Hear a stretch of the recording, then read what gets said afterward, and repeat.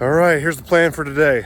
Got this trailer, had it at my house. We borrowed it. Actually got a new lawnmower, new to me lawnmower.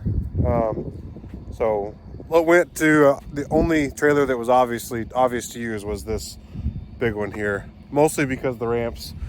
It was easy to drive it on and didn't have to bring my own ramp. So gonna get this unhooked, and then I'm going to. I had a bearing go out. I might have told you that. I don't know. Bearing that was going out on the strip till plow. So got that taken off yesterday. Dad put the new bearing in last night. I'm gonna put that Coulter wheel back on, and then I'm gonna raise those shanks up. So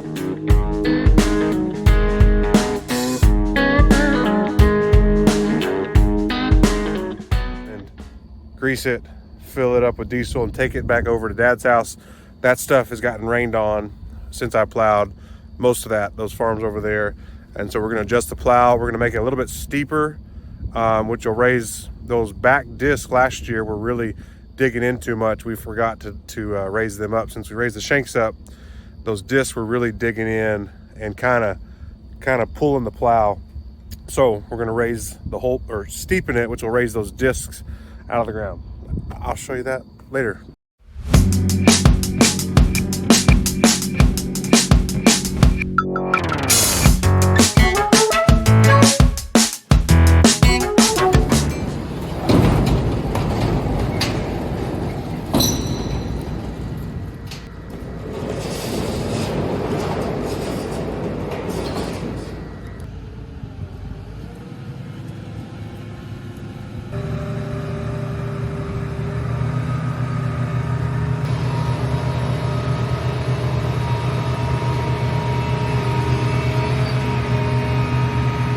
That's what it should look like.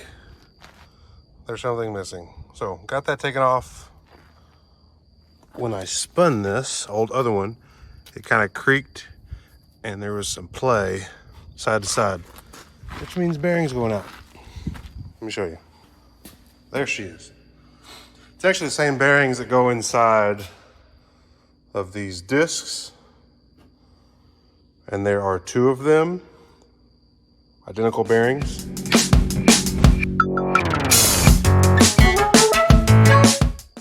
Okay, so there's these two spacers that go either side of that disc, and so I have to get the bolt started, get the disc slid up under here, get it through, and get this one in the right spot.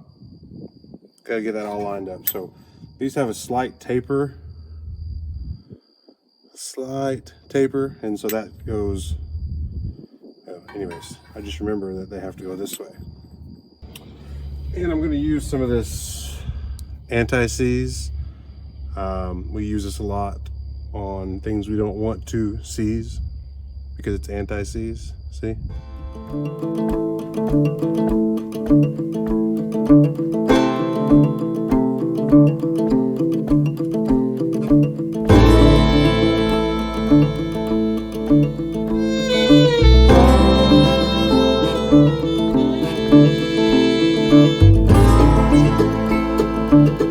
That was definitely easier going on than it was coming off. I had a little bit of trouble getting this off, so much better. Okay, so here's what we got to do. These two bolts loosen, raise it up. I'm going to mark where these are at right here with this soapstone, so hopefully I can see a remnant of that line next year when we lower them back down. But I've also taken a picture of the tape measure showing that this is 5 3/8 inches from top to bottom there, and that matches up with all of those. So I have that forever in my camera, unless my phone goes kaput otherwise. But I got this, and then when I raise it up, there should be another mark like this inside because I did it before I raised them up. I also took a picture of that height, so get those all up to that line and that height, and that'll do it.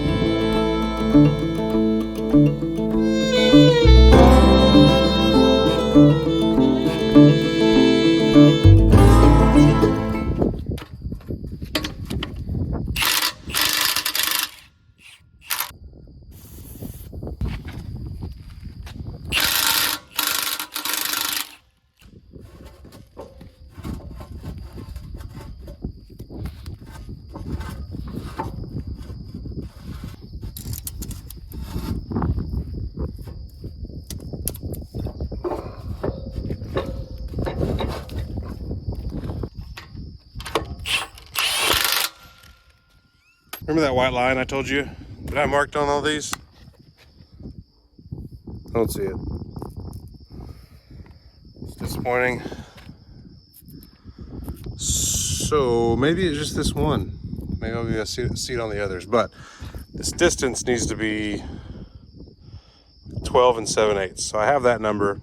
I was sure hoping I could just see the line. I'll have to get my tape measure out, but do what you gotta do. News. See that? That's my white line. I did that. So I knew exactly where to go. And this distance is the same as that distance on that one now. So maybe I just forgot on that one. Let's just hope that the other 6 I did right. But hey, that one was easy. Let's go for more of those.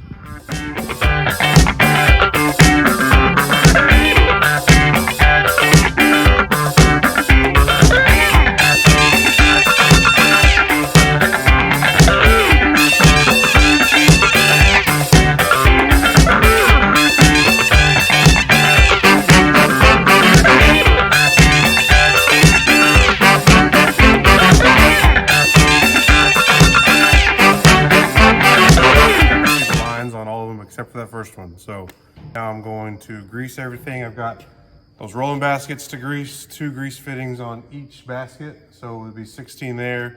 I gotta grease the hitch, the spots on the hitch. I'll have to do some of that when I lower it down. And then I'll grease the front end, pivot points, and just the main kind of wear spots there. Fill up with diesel. And this should be ready to go.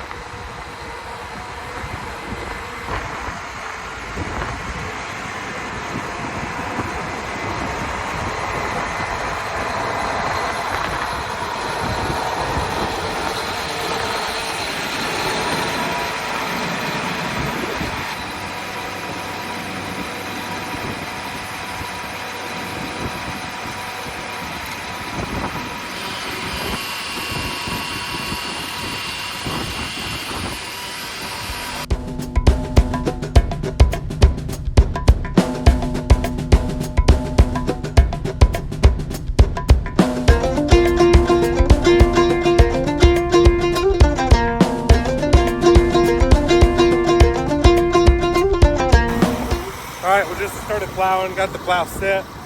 I'm actually just gonna do a round here at my parents' house. I'm gonna move on to a different farm, but we were just getting it set by the house because it was easy. And I haven't gotten this whole field. This field was cut in half. I started, got a rain, and the rest of it hasn't gotten rain on yet. So the plow will be set different once I get to that freshly plowed stuff if it doesn't rain before. But I just want to show you kind of what we're looking at. It's just doing a good job of just kind of breaking all this stuff up into finer dirt. That's what it is, not things. And the shank's not really going in the ground too much or really much at all. So what we're really trying to get out of it is these discs are kind of just creating back a mound a little bit of finer material, because let me see if this is a good example. There's not as much right here, but in a lot of places where we strip till before, this dirt really got compacted, and those voids that we don't want kind of got sucked in and filled in by the rain, which is a good thing. But if you try to plant through that, it'd be really rough, and you get wet spots, dry spots. So this is kind of just reforming. When we used to throw up beds, we'd clean beds right before we planted. This is kind of a similar deal, just reshaping the bed so that when we do plant, it's good, consistent soil texture, and then when we do get more rains, it'll soak in here and it'll be really mellow, and the plant will go right through it. So not really pulling much of a load on the plow right now, actually showing very little bit on the graph of the power usage, and so shouldn't use as much diesel, which is good. But yeah, we didn't do this on everything last year, and we definitely saw a difference on stuff that we did versus didn't. So I'm gonna try to get over everything. I was just at my parents' house. That's probably 2 miles west of here, and the soil just so different. I had the plow set over there. Everything was really right where it needed to be. I got over here and the plow was like pulling me around. Now, why that could happen is because when the shanks are deep or lower, when we have before, that shank is down deep and that's holding us firmly, and it's pulling hard, and so we're gonna go straight because all those shanks are pulling equal. Well, we raise the shanks up, so now there's nothing that's really anchoring us in the ground, and so the discs are the part. It's dusty right now, but we've got that front wheel that spins, and then we got the shank, and then we've got the discs, and then we got the wheel, the rolling basket. Well, that front wheel is just kind of compressing the strip till area from before. The shank is barely in the ground, and that disc is really hard in the ground. So we tilt the plow towards the tractor a little bit steeper. And so what that'll do is it'll hopefully pull the back end of the plow up, and don't let those discs get too gouged in the ground too much. And everything was perfect. I come over here and I was like this because those discs were just gouging in and they were really steering me. So we get into over a terrace, and the plow would kind of swing and get back on the line. So a couple things I've done.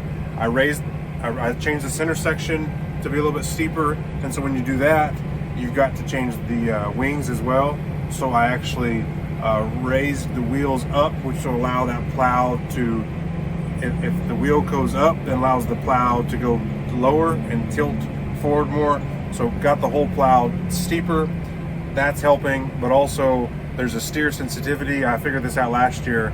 We had some similar issues from doing some chisel plowing and some spots we're trying to kill some grass.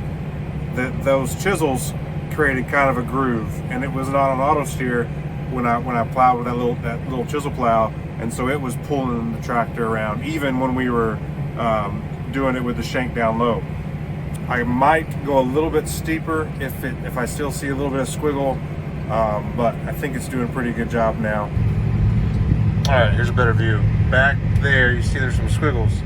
I think that was over a terrace, and so there you see there's some more kind of squiggles there. So I may need to change the steepness just another half turn. A little change of plans for the day. I was plowing yesterday. I told you a while back that my goal would be to try to there's the old houses and barns that we kind of have to farm around over by my grandma's house, and then some different obstacles. We'd love to get those gone so we can just farm straight through. Well, got a call from a guy that Dad had reached out to a while back, and he dropped a dozer off yesterday. They're going to get started early this morning on some stuff. So first, the biggest project is this old house that's east from my parents' house. It's actually where my dad grew up and lived when he was little, and we lived there when I was little till we built the house up the hill. So that it's just deteriorated. There's stuff. It's just stuff falls apart when you don't live in it and don't take care of it. So I'm going to the barn to get the 45-55 and some other different things. That stuff they're just gonna burn and bury, but that bigger toolbar stuff, although they're littler plows, wouldn't bury very well. So we're gonna get those out, and we'll take those for scrap at some point. I don't even know exactly what's all in that stuff. Dad does, and so we'll just we got the skid steer, we'll have the tractor, and we'll do our best to get everything out and so they can bulldoze it down. And man, that's going to totally change the look there, because that's been there my entire life. So we've got going, and here's the video. Here's what we've got moved out. All this stuff was just kind of sprinkled over there in those trees, and we got us a pile, we got us a dozer over there, and then they'll get the house pulled down next. So we're getting out all this bigger stuff that you couldn't really bury very good because it's bulky and it wouldn't be able to smash down. So this is the house Dad grew up in. It's where I was born, and then we moved up the hill. So I think it's a little sad to maybe especially for Dad, because this is where he grew up. To see this go away, he said, I don't even want to go into the house and see. I just want to remember it the way it was when it was good. So anyways, kind of bittersweet, but it will be nice to have this cleaned up. But it was sad to see it deteriorate, and it'll be a little sad to see it gone. But it'll be good. We'll take all this stuff to the scrapyard soon. Oh yeah, he also said that he's killed 3 snakes. He's smushed them with his tracks and twisted on them. So yeah, I know there's some out there. Definitely need to be careful around here because I don't know about you, but I don't really want to get bit by a rattlesnake. And I'm in here on the skid steer. Dad's walking around, so